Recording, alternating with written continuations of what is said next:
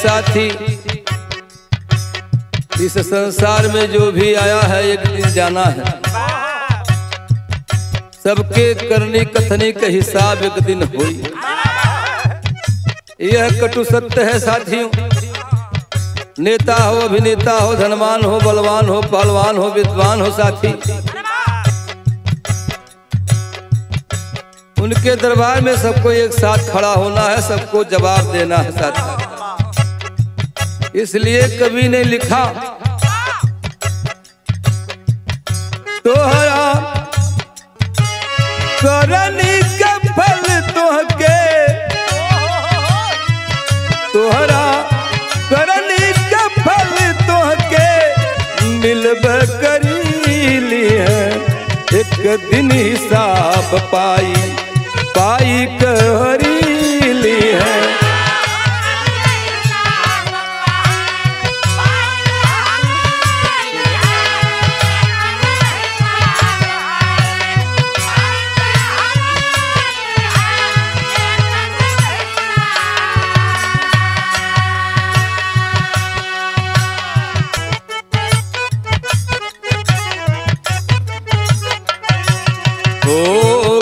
के करार अइला करब सत्कर्म हो।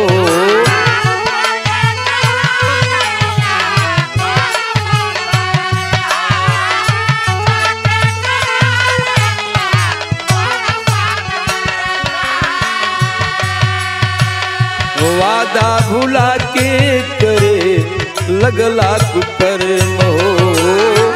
वादा भुला के करे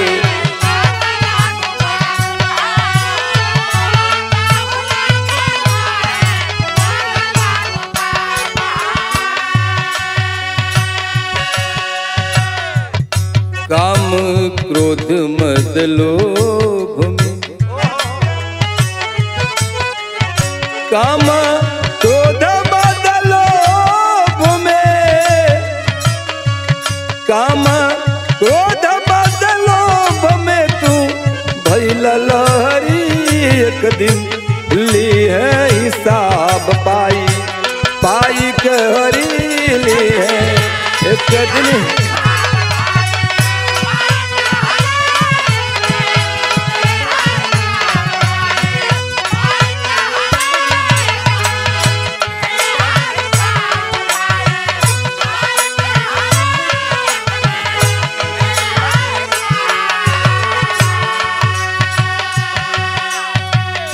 साथी, कवि ने चेतावनी दिया अपने कलम से,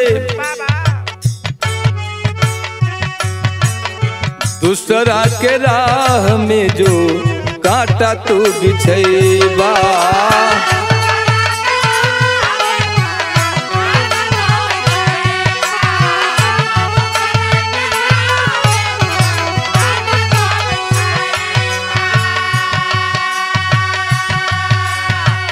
फूल के सुगंध तू हो जले न पैबा।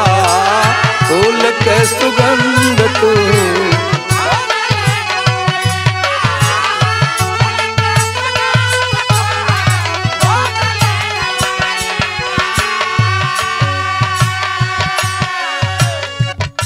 वही बा खेत में बबूरता, ओ वही बा खेत में बबूरता, वही बा खेत में बबूरता। आमना फरीली है एक दिन हिसाब पाई पाई के हरीली है।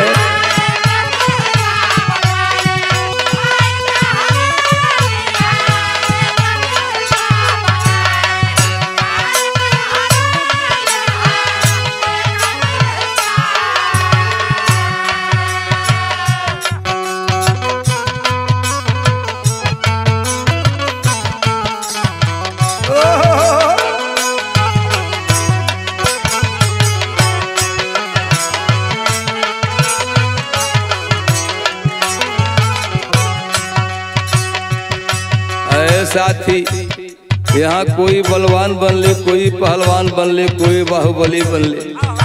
कभी की स्पष्ट चेतावनी,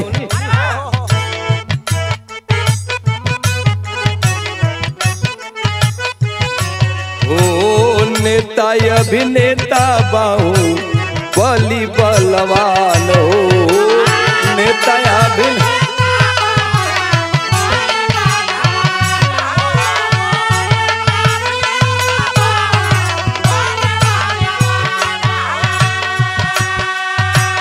नेता अभिनेता बाहू बलि बलवान हो।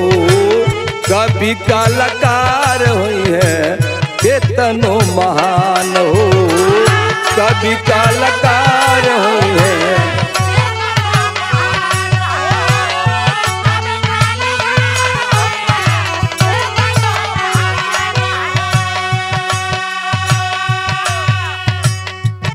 एलबी साचो में करम गति। एलबी साचो में करम गति। एलबी साचो में करम गति। तारे न डरीली है एक दिन हिसाब पाई पाई कहरीली है एक दिन हिसाब पाई।